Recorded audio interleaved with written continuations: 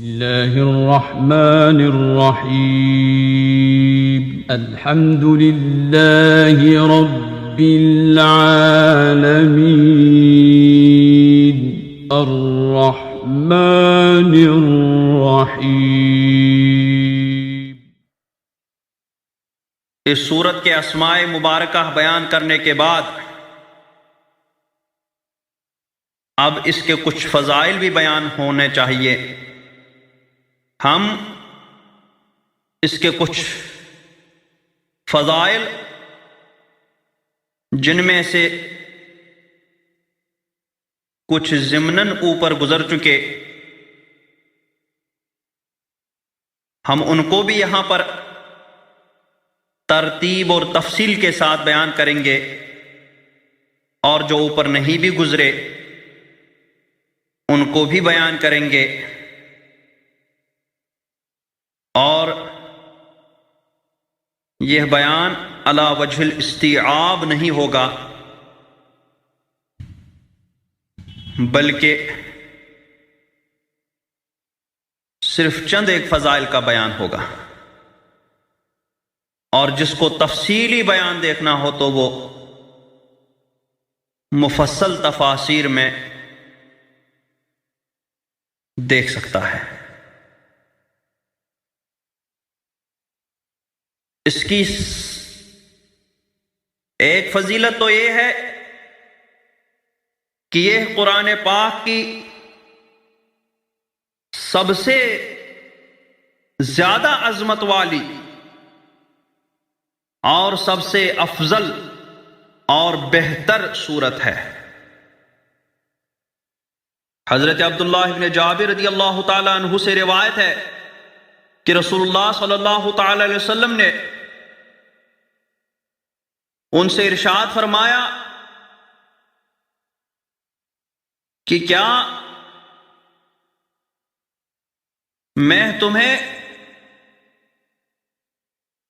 قرآن پاک کی سب سے بہترین سورت کی خبر نہ دوں؟ کہتے ہیں میں نے عرض کیا رسول اللہ صلی اللہ علیہ وسلم کیوں نہیں، ضرور بتائیں۔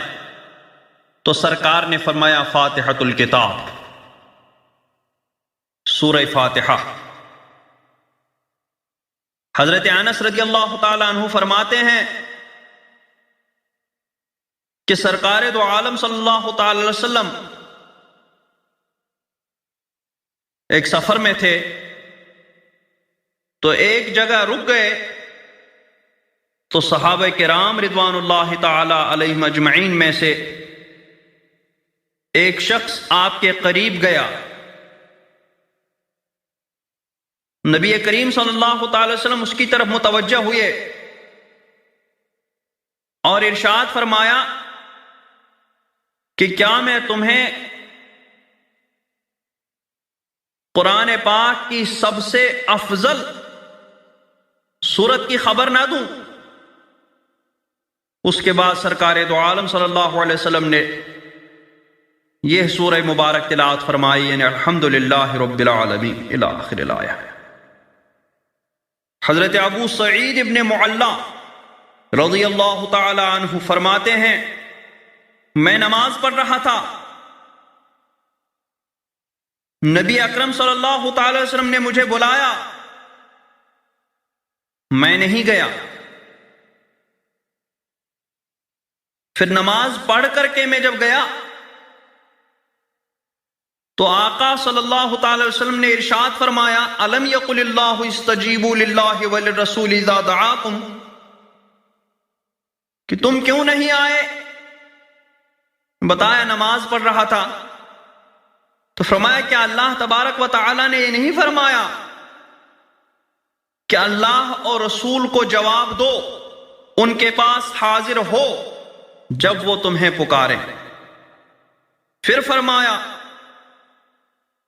کہ ضرور میں تمہیں قرآن پاک کی سب سے زیادہ عظمت والی سورت سکھا دوں گا، مسجد سے نکلنے سے پہلے پہلے۔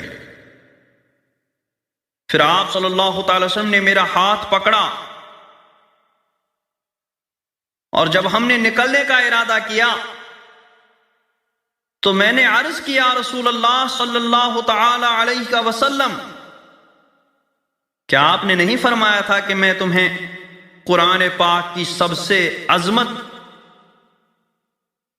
اور سب سے بزرگ سورت نہیں سکھاؤ ضرور سکھاؤں گا؟ تو سرکار دو عالم صلی اللہ تعالی وسلم نے ارشاد فرمایا، الحمدللہ رب العالمین، ہی السبع المثانی والقرآن العظیم الذی اوتیتہ، یہ سبع مثانی ہے اور قرآن عظیم ہے جو مجھے عطا کیا گیا۔ اس کی دوسری فضیلت یہ ہے کہ اس جیسی صورت کسی بھی الہامی کتاب میں نازل نہیں ہوئی، نہ تورات میں، نہ انجیل میں، نہ زبور میں، اور نہ ہی قرآن پاک میں اس کے علاوہ دوسری صورتوں میں سے کوئی صورت اس جیسی ہے۔ حضرت ابو ہریرہ رضی اللہ تعالی عنہ روایت کرتے ہیں کہ رسول پاک صلی اللہ تعالی علیہ وسلم ابی ابن کعب کے پاس گئے اور فرمایا، اے ابی۔ حضرت ابی ابن کعب رضی اللہ تعالی عنہ نماز پڑھ رہے تھے تو توجہ فرمائی، لیکن گئے نہیں سرکار صلی اللہ علیہ وسلم کے پاس، بلکہ نماز میں تھوڑی تخفیف کر کے، جلدی کر کے سلام پھیرا، اور اس کے بعد رسول پاک صلی اللہ تعالی وسلم کے پاس گئے اور عرض کیا، السلام علیکم یا رسول اللہ۔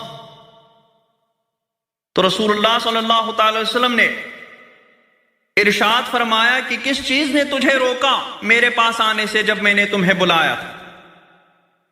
تو عرض کیا، رسول اللہ صلی اللہ تعالی علیہ وسلم، میں نماز پڑھ رہا تھا تو سرکار صلی اللہ تعالی علیہ وسلم نے ارشاد فرمایا کہ اللہ تبارک و تعالی نے جو قرآن پاک میری طرف وحی فرمایا، کیا تم نے اس قرآن پاک میں یہ نہیں پڑھا، استجیبوا للہ وللرسول اذا دعاکم، کہ اللہ اور رسول کو جواب دو، ان کے پاس حاضر ہو جب وہ تمہیں بلائیں؟ تو عرض کی، بلا یا رسول اللہ صلی اللہ تعالی وسلم، کیوں نہیں یا رسول اللہ صلی اللہ تعالی علیہ وسلم، میں نے پڑھا اور میں انشاءاللہ دوبارہ ایسا کبھی نہیں کروں گا۔ تو سرکار نے فرمایا، کیا تم یہ چاہتے ہو کہ میں تمہیں ایسی صورت سکھاؤں کہ جس کے مثل نہ تو تورات میں کوئی صورت نازل ہوئی، نہ انجیل میں، نہ زبور میں، اور نہ ہی فرقان میں؟ تو میں نے عرض کی، نعم یا رسول اللہ صلی اللہ تعالی علیہ وسلم، ہاں یا رسول اللہ۔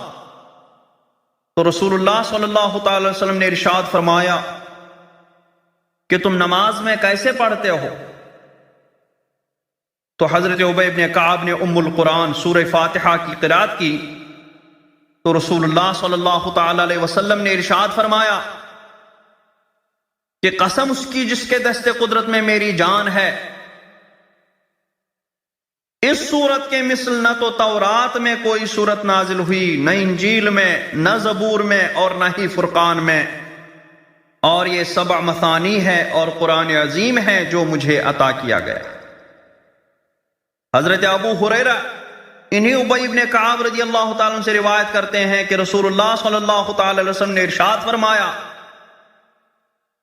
ما انزل اللہ فی التوراۃ ولا فی الانجیل ولا فی الزبور ولا فی القرآن مثل ام القرآن، کہ اللہ تبارک و تعالیٰ نے نہ تو تورات میں، نہ انجیل میں، نہ زبور میں، نہ فرقان میں ام القرآن یعنی سورہ فاتحہ کے مثل کوئی صورت نازل نہیں فرمائی، اور یہ سبع مثانی ہے، قرآن عظیم ہے جو مجھے عطا کیا گیا، اور یہ میرے اور میرے بندے کے درمیان بٹا ہوا ہے، اور میرے بندے کے لیے وہ تمام چیزیں ہیں جس کا اس نے سوال کیا۔ حضرت ابی زید صحابی رضی اللہ تعالیٰ عنہ سے روایتیں فرماتے ہیں کہ میں رسول اللہ صلی اللہ تعالی وسلم کے ساتھ مدینہ شریف کی کسی گلی سے گزر رہا تھا تو سرکار نے ایک شخص کو سورہ فاتحہ کی تلاوت کرتے ہوئے سنا تو سرکار دو عالم صلی اللہ تعالی وسلم رک گئے اور سورہ فاتحہ کی تلاوت کو سماعت فرمانے لگے، یہاں تک کہ اس تلاوت کرنے والے نے سورہ فاتحہ کی تلاوت ختم کی۔ پھر رسول اللہ صلی اللہ تعالی علیہ وسلم نے ارشاد فرمایا ما فی الارض مثلھا، کس جیسی صورت زمین میں کہیں نہیں ملے گی۔ تیسری فضیلت یہ ہے، یہ شفا ہے ہر بیماری کے لیے، اور رقیہ ہے، اس سے جھاڑ پھونک بھی ہو جاتی ہے۔ حضرت ابو سعید خدری رضی اللہ تعالی عنہ فرماتے ہیں کہ رسول اللہ صلی اللہ تعالی علیہ وسلم نے ہمیں 30 سواروں کی ایک جماعت میں کہیں بھیجا۔ ہم عرب کے کسی قبیلے کے پاس اترے اور ہم نے ان سے یہ سوال کیا کہ وہ ہمیں مہمان بنا لیں، ہماری ضیافت کریں۔ انہوں نے انکار کیا۔ پھر ان کا سردار جو تھا اس کو ایک بچھو نے ڈس لیا تو وہ ہمارے پاس آئے اور کہا کہ تم میں کوئی ہے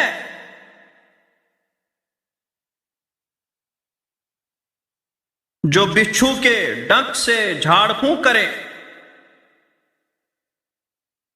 تو میں نے کہا ہاں میں کر سکتا ہوں، لیکن میں تب تک نہیں کروں گا جب تک تم ہمیں کچھ نہ دو گے۔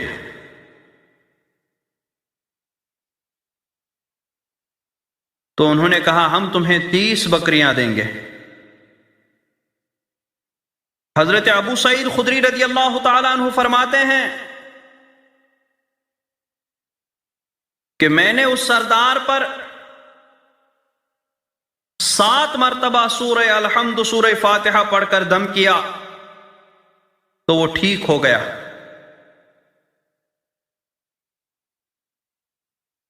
انہوں نے ہمیں بکریاں دی اور جب ہم نے بکریاں اپنے قبضے میں لے لی تو ہمارے دل میں ایک بات کھٹکنے لگی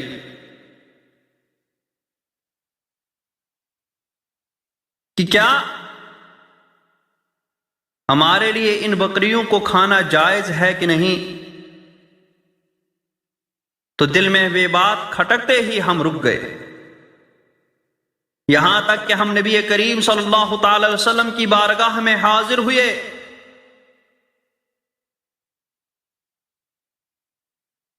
اور آپ سے سارا قصہ بیان کر دیا تو آپ صلی اللہ تعالی علیہ وسلم نے ارشاد فرمایا اما علمت انہا رقیہ، کیا تمہیں معلوم نہیں کہ یہ سورہ فاتحہ رقیہ ہے؟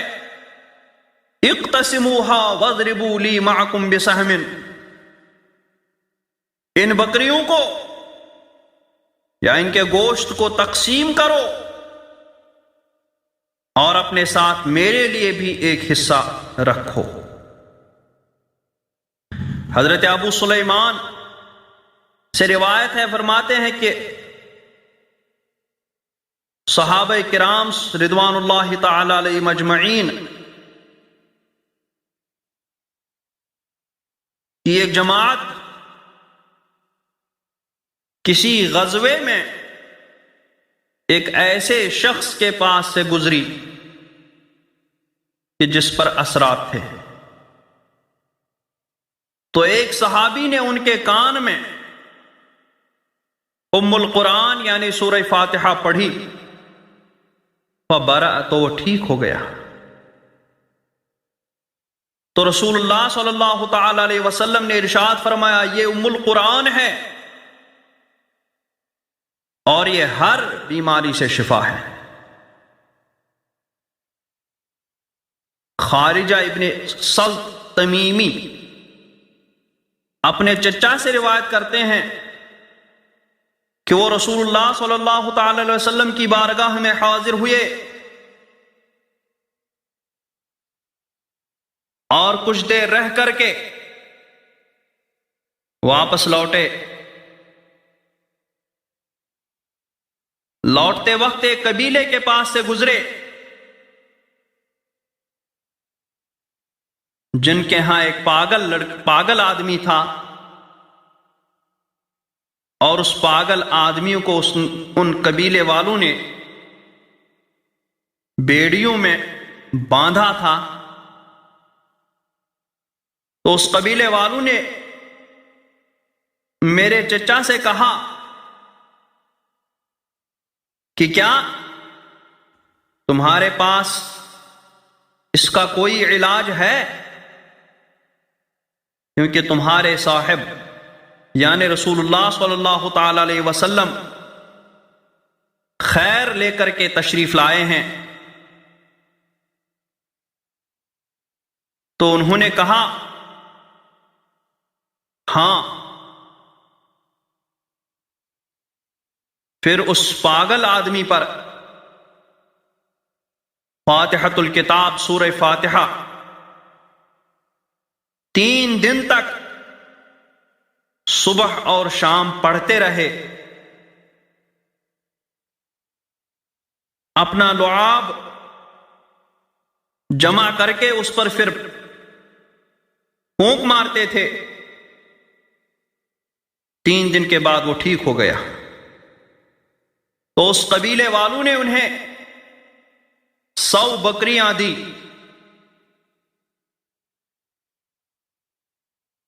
تو وہ سرکار دو عالم صلی اللہ تعالی علیہ وسلم کی بارگاہ میں حاضر ہوئے اور سرکار سے پوری بات بیان کر دی۔ تو سرکار نے فرمایا کہ کھاؤ،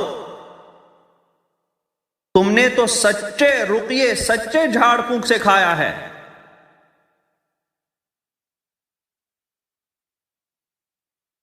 اور حرام تو وہ ہے جو باطل جھاڑ پھونک کر کے کھایا جائے۔ چوتھی فضیلت یہ ہے، یہ حرز ہے، پناہ گاہ ہے اور حصار ہے اس چیز کے لیے جس پر اس کو پڑھا جائے یا اس شخص کے لیے جو اس کو پڑھے۔ حضرت عمران ابن حسین رضی اللہ تعالی عنہ سے روایت ہے کہ فاتحۃ الکتاب اور آیت الکرسی جس گھر میں ان دونوں کو پڑھا جائے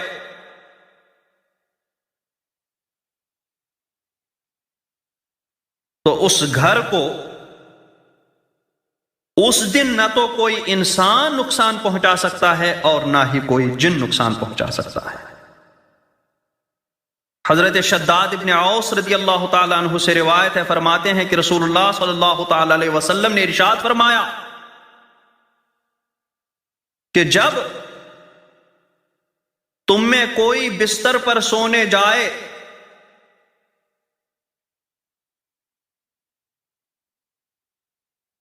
اور سورہ فاتحہ اور ایک اور سورت پڑھ لے تو اللہ تبارک و تعالی ایک فرشتے کو مقرر فرماتا ہے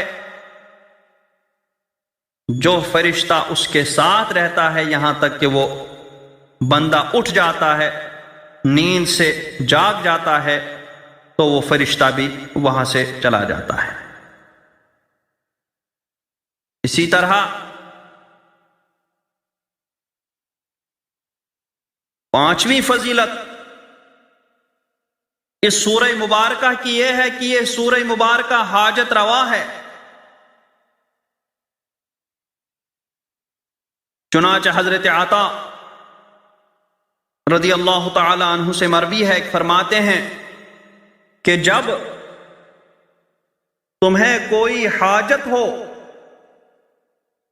تو سورہ فاتحہ کو پڑھو اور مکمل پڑھو، انشاءاللہ تمہاری وہ حاجت پوری ہوگی۔ اور چھٹی فضیلت یہ ہے کہ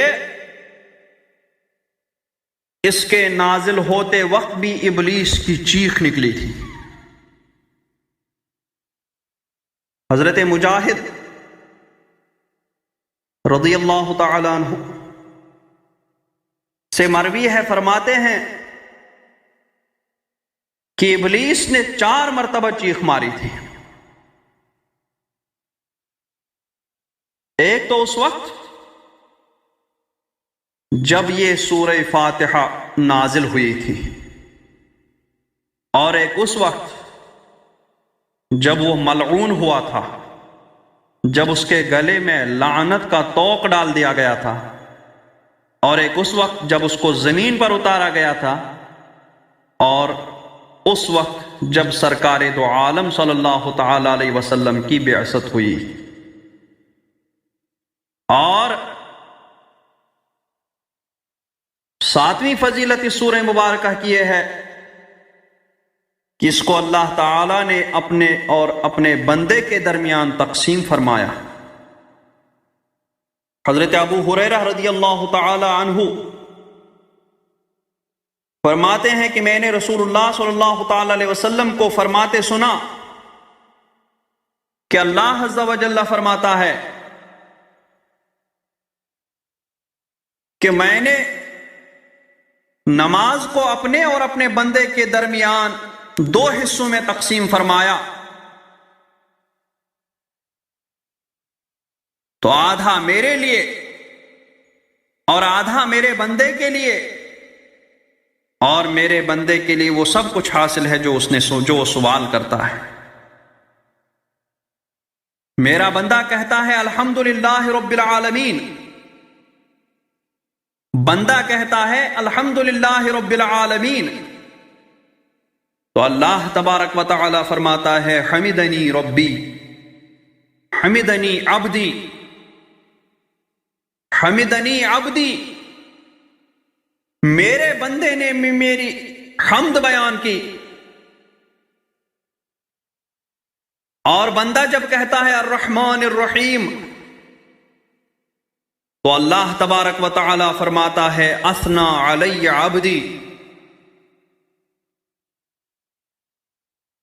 کہ میرے بندے نے میری ثنا بیان کی۔ اور جب بندہ کہتا ہے مالک یوم الدین، تو اللہ تبارک و تعالی فرماتا ہے مجدنی عبدی، میرے بندے نے میری بزرگی بیان کی، میرا مجد بیان کیا۔ اور جب بندہ کہتا ہے ایاک نعبد و ایاک نستعین، تو اللہ تبارک و تعالی ارشاد فرماتا ہے ھذا بینی و بین عبدی، کہ یہ حصہ، یہ آیت کریمہ میرے اور میرے بندے کے درمیان بٹی ہوئی ہے۔ اولھا لی و آخرھا لعبدی، اس کا پہلا حصہ میرے لیے ہے اور دوسرا حصہ میرے بندے کے لیے ہے۔ وَلَهُ مَا سَأَلَ، اور اس کے لیے وہ سب کچھ ہے جو اس نے مانگا۔ اور جب بندہ کہتا ہے اہدنا الصراط المستقیم صراط الذین انعمت علیہم غیر المغضوب علیہم ولا الضالین، تو اللہ تبارک و تعالی ارشاد فرماتا ہے ھذا لعبدی ولعبدی ما سأل، کہ یہ میرے بندے کے لیے ہے اور میرے بندے کے لیے وہ سب کچھ ہے جو مانگا۔